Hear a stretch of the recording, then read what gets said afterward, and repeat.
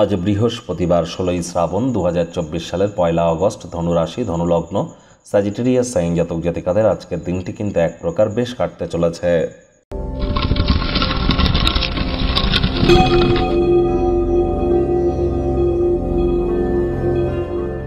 ভিডিওটির শুরুতেই স্ক্রিনে আপনারা দেখতে পাচ্ছেন বৃহস্পতির বীজ মন্ত্র ওম গ্রাং গ্রিং গ্রং স গুরবে নমঃ। এটি আজ সূর্যের আলো থাকাকালীন 108 বার জপ করুন। বৃহস্পতি যার জন্মছক বা যার ন্যাটাল চার্টে তুঙ্গস্থ অবস্থানে আছে, অবশ্যই সেই ব্যক্তির ক্ষেত্রে কিন্তু আমরা কি পরিলক্ষিত করব যে অন্যান্য গ্রহ খারাপ পরিস্থিতিতে থাকলেও সে ব্যক্তি অবশ্যই জীবনে সফলতা অর্জন করতে পারে, কিন্তু বৃহস্পতি দুর্বল হলে পরিস্থিতি কিন্তু ভয়ানক হতে পারে। অবশ্যই এজন্য আজ হলুদ রঙের ড্রেস পরুন। আপনারা নিরামিষ খাদ্য খাবার খান, মুসুর ডাল খাবেন না।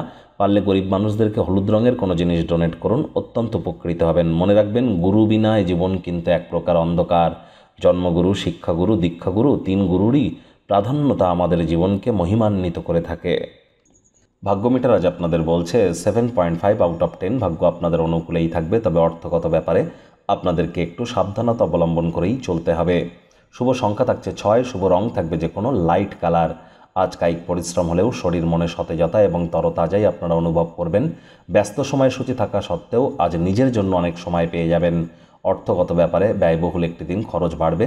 কোথায় কি কারণে কতটা অর্থ আপনারা ব্যয় করছেন সেদিকে নজর প্রদান করার চেষ্টা করুন, অন্যথায় আগামী সময়ে সমস্যার মুখোমুখি কিন্তু আপনারা হতেই পারেন। চাকরিজীবী যারা আছেন তাদের অফিসের পরিবেশ এক প্রকার বেশ।